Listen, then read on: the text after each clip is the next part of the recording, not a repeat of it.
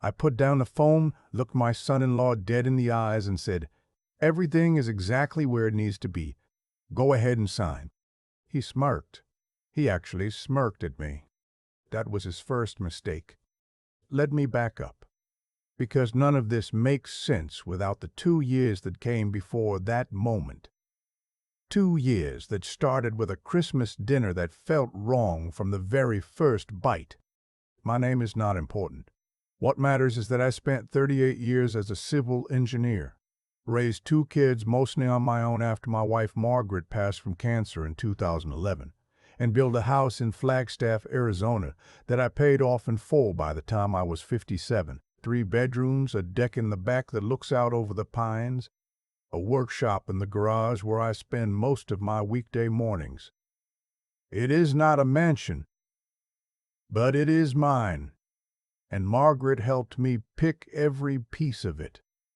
And I intend to die in it. My daughter Carolyn is 34. She works in marketing, sharp as a tack, looks exactly like her mother did at that age. I've always been proud of her. I still am. I just wish she had never brought Theo Barnett through my front door. She met him at a conference in Phoenix 3 years ago. He was charming, I will give him that. Good-looking in that practiced way. The kind of man who knows exactly how he comes across and uses it deliberately. He shook my hand very firmly the first time we met, called me sir twice, and complimented the house in a way that, looking back now, was more appraisal than admiration. They got engaged after 7 months, which felt fast to me. But Carolyn was happy and I kept my mouth shut. That is what fathers do. You raised them, you love them, and then you let them make their own choices and you stand by with a fire extinguisher and hope for the best. The wedding was small. 60 people, a venue outside Sedona, beautiful day.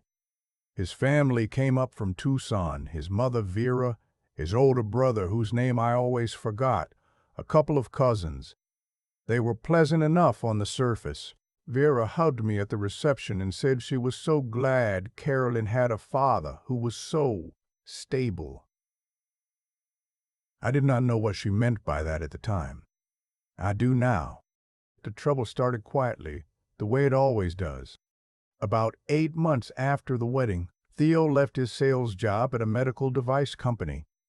He told Carolyn it was a toxic environment, that his manager had it out for him, that he had a better opportunity lined up. The opportunity never materialized. He spent the next 4 months consulting, which, from what I could tell, meant taking calls in the driveway and watching a lot of daytime television. Carolyn was carrying them both on her salary. She did not complain to me directly, but I could hear it in her voice when we talked on Sundays. That particular brand of tired that has nothing to do with sleep. I offered to help. I sent them $3,000 in March when Carolyn mentioned their car needed work, and another $2,000 in May when she said something vague about a gap in the bills. I did not ask questions. She was my daughter. I just helped. Then Theo got a new idea. He called me himself one Tuesday afternoon, unusual, because normally we only talked when Carolyn was on the line. He said he had been doing some research, that he wanted to get into real estate investment, that there were properties in the Tucson market that were undervalued, and he had a contact who could get them in early. He said he just needed starting capital. He said he had run the numbers. I told him I would think about it. I did not think about it long. Something about the call sat wrong with me. The confidence of it, the rehearsed quality, the way he answered my questions a half-second too quickly, like he had anticipated everyone. I called my accountant friend Ray the next morning and described the pitch without mentioning names. Ray was quiet for a moment and then said, "That's a very old structure. You'd essentially be an unsecured lender with no stake in the upside and all the exposure on the downside." I told Theo I wasn't in a position to invest. He was gracious about it on the phone, almost too gracious. 2 weeks later, Carolyn stopped calling on Sundays. Not entirely, but the calls got shorter. When I asked if everything was okay, she said yes, Just busy. Work was hectic. When I asked about Thanksgiving, she said they were thinking of going to Vera's in Tucson this year. First time in 6 years she had not been home for Thanksgiving. I said that was fine. I made a turkey for myself and watched football and called my son James, who lives in Denver with his wife and my 2 grandkids. James drove up with the family in December for Christmas, and we had a good week together. The best week I'd had in a while. It was during that Christmas visit that James showed me something on his phone. He had been looking at Arizona property records online. He does this sometimes. He works in construction management, and it is kind of a reflex for him. And he had searched my address just out of curiosity. He turned the screen toward me across the kitchen table. "Dad," he said, "is there a lien on the house?" I took the phone from him. I read it 3 times. There was a recorded lien against my property, filed through a Pima County notary 6 weeks prior, tied to something called Barnett Capital Holdings, LLC. Theo's last name is Barnett. I did not say anything for a long moment. The kitchen was very quiet. From the living room I could hear the kids watching something on television, something with cartoon voices, and the sound was very far away. "No," I said, "there's not supposed to be a lien on this house." James put the phone back in his pocket slowly. "Okay," he said. "We need to call someone." That night, after the kids were in bed, James and I sat at the kitchen table until nearly 1 in the morning. We went through everything. The lien was tied to a private loan agreement, a document that, according to the county record, bore my signature. A signature I had never given, an agreement I had never seen, a loan I had never taken. Theo had forged my signature on a loan document and used my property as collateral. But $60,000. My hands were completely steady when I read the full record.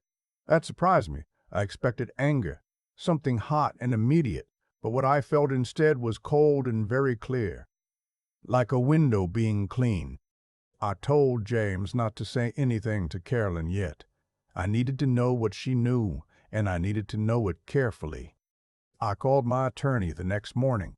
His name is Webb, Dennis Webb. Been handling my affairs for 20 years, the kind of lawyer who never raises his voice and never misses anything. I described the situation. He asked me 4 questions, listened to my answers, and then said, "This is criminal. Whoever filed this committed fraud and potentially identity theft under Arizona statute. Do you want to pursue this?" I said yes. Then he said something that changed how I approached everything that followed. He said, "Before we alert anyone, we should understand the full scope. There may be more than one document." He was right. Over the next 3 weeks, working with Dennis and a title company he trusted, we pulled every public record associated with my name filed in the past 18 months in both Maricopa and Pima counties. What we found made the $60,000 lien look like a parking ticket. There was a second document, a quitclaim deed partially executed that would have transferred a 50% interest in my property to Barnett Capital Holdings, LLC. It had not been fully recorded yet. One more step and I would have unknowingly co-owned my own house with my son-in-law's shell company. There were 2 other property addresses in Tucson connected to the same LLC, both under some form of dispute with private lenders. Theo had been doing this, possibly for years, possibly with other people. Dennis made a call to the Arizona Attorney General's Consumer Fraud Division. They were, as he put it, already familiar with some of the associated names. I asked Dennis what I should do about Carolyn.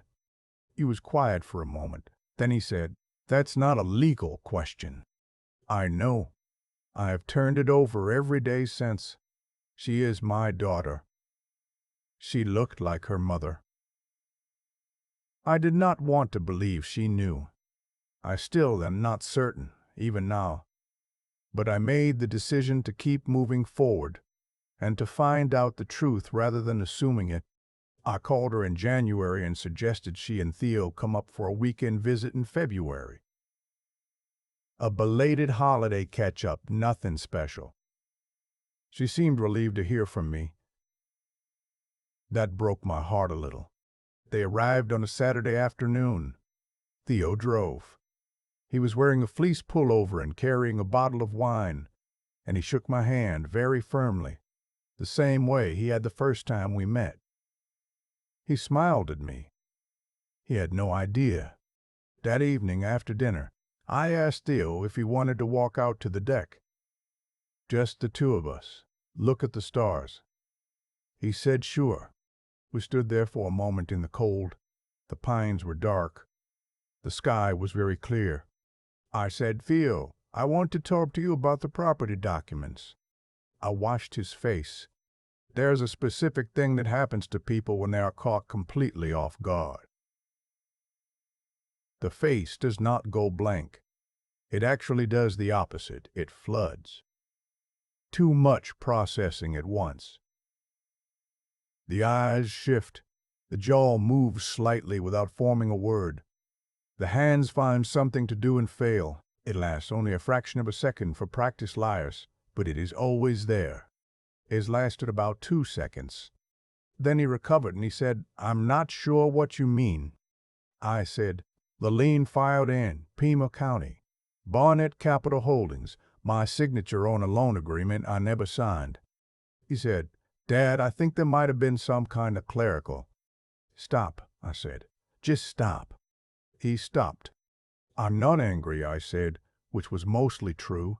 I want to understand what happened, and I want you to tell me the truth right now, because the people I've spoken to are going to need answers soon regardless. What people? My attorney and others. He looked at me for a long moment. The charm was still there underneath. You could see him calculating whether to turn it on, whether that lever still worked on me. He decided to try a different approach. He told me it was complicated, that he had been in a very difficult financial position, that he had intended to resolve it before I ever found out, that he loved Carolyn and he loved me and that this was all fixable. I listened to all of it. Then I went inside and got the folder. Dennis had prepared it for me. Printed copies of both documents. The lien and the partial quitclaim deed, the LLC registration records, a summary of the other Tucson properties, and a letter on his letterhead addressed to Theo specifically. I set the folder on a table in front of Theo. My attorney needs you to sign an acknowledgement that these documents were filed without my authorization, I said. Once you do that, we can talk about how this gets resolved. He opened the folder. He read it slowly. I watched his face move through several different emotions in the space of about 90 seconds. Then he looked up at me and said, And if I don't sign, then the matter goes forward through channels that are already open, I said. And those channels involve law enforcement, not just civil attorneys. He laughed, a short, not quite convincing laugh. You'd do that to your own daughter? That was his second mistake. I would do anything to protect my daughter, I said, including making sure the man who committed fraud against her father cannot do it to anyone else. He looked at the folder again. I need to talk to Carolyn, he said. Carolyn is inside, I said. Take all the time you need. I stayed on the deck. It was very cold. After about 20 minutes, I heard raised voices from inside the house, and then a long silence, and then the back door opened, and Carolyn came out. Her face was something I do not want to describe in detail. It was the face of someone receiving two pieces of devastating information simultaneously, what her husband had done and the fact that her father had known and had not told her. She said, Dad, how long have you known? Since December, I said. She nodded. She was quiet for a moment. Then she said, Is it as bad as he's saying? It's bad, I said, but it's fixable. For you, for your credit, for your name. Dennis has already made sure of that. She started crying, not loudly. Just that steady kind of being something has broken and will take a long time to put back together. I held her out there on the deck for a while in the cold. When we went inside, Theo was sitting at the kitchen table. He had signed the acknowledgment. The next morning, while Carolyn was still asleep, he put his bag in his car and drove back to Tucson. He did not say goodbye to me. He did not say much of anything. I called Dennis from the workshop. He said, "Signed?" "Signed," I said. "Then we moved to the next step," he said. "I'll contact the AG's office this afternoon." The Arizona Attorney General's office had been building their own picture for longer than I knew. Theo was not the only name on their radar, but he was a name that connected several others. The LLC, the Lien scheme, the same notary used across multiple fraudulent documents filed in 3 counties. When Dennis delivered the signed acknowledgment and the supporting records, it gave them what they needed to move. Theo was arrested at his mother's house in Tucson 6 weeks later. The charges included forgery, fraudulent use of identity, and 2 counts of filing false instruments with a county recorder. His attorney negotiated for several weeks, but the evidence was fairly direct. He eventually pled to 2 of the 4 charges. He would not be putting a lien on anyone's house for the foreseeable future. Carolyn filed for divorce in April. She moved back into her apartment in Phoenix, the one she had before the marriage, which she had kept renting to a friend and which the friend agreed to vacate with 30 days' notice. She called me on a Sunday in May, the first real Sunday call in almost a year. We talked for a long time. She told me she had not known about the documents. I believe her. I believed her before she told me, which is why I worked so hard to separate her name from the legal exposure before any of it went public. Dennis had insisted on that from the beginning, and I had agreed without hesitation. She asked me why I hadn't told her sooner. I said I needed to know the full shape of the thing before I handed it to her. I said I did not want to ask her to carry something I did not yet understand myself. She was quiet for a moment. Then she said, "You're still protecting me." "Yes," I said. "You've been doing that my whole life," she said. "That's the job," I said. She laughed a little. It was tired and sad and real, and it sounded more like her than anything I had heard from her in 2 years. "The house is still mine, every square foot of it. The lien was vacated as part of the legal proceedings. The quitclaim deed was nullified, and Dennis filed a formal notice of correction with both counties. My credit was never actually damaged because the lien had not been used to access funds. Theo had apparently been using it as collateral in a side conversation with a private investor that fell apart before any money moved. Lucky timing, or maybe not luck. Maybe the investor ran his own check. My son James came back up in June with the kids. We built a birdhouse in the workshop, me and my older grandson, and we put it up on the corner post of the deck where Margaret used to put her hummingbird feeder. The boy was very serious about getting the roof straight. He kept checking it with a little level he had found in my toolbox, the same way I used to check everything when I was building things that needed to last. I watched him work and thought about the whole year, all of it, and what it cost and what it did not cost. I almost lost the house. Not to a bank, not to bad luck, but to someone who had sat at my table and called me family and planned this carefully and thought I would not notice. He had looked at my life and seen something to take.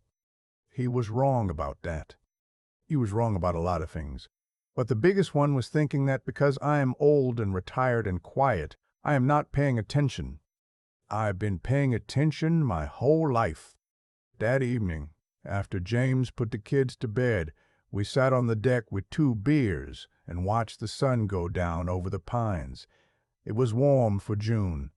The birdhouse sat on the post looking neat and solid and level.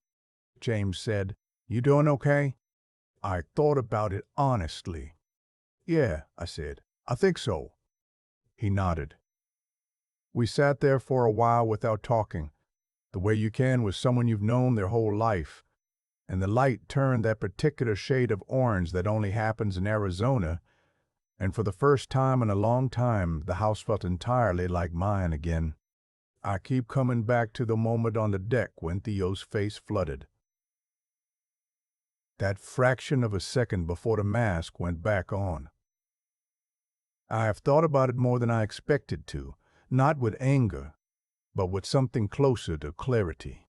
What happened to my family over those 2 years did not begin with a forged signature. It began much earlier, with small choices, his and mine both. He chose to look at a man who trusted him and see an opportunity. I chose, for too long, to give the benefit of the doubt when something in me already knew better. Neither of those choices was neutral. They both had weight, and eventually that weight landed somewhere. That is the thing about actions over time. They accumulate. Theo did not wake up one morning and decide to commit fraud. He made a series of smaller decisions, each one a little easier than the last because the previous one had gone unchallenged. And I made a series of smaller decisions, too. The $3,000 sent without questions, the $2,000 in May, the phone call I did not follow up on, the Sunday calls I let get shorter without pressing. Not because I was foolish, because I wanted to believe in my daughter's happiness badly enough to look slightly away. I do not say that to punish myself. I say it because it is true, and because the truth of it is actually useful. What finally protected me was not luck and not rage.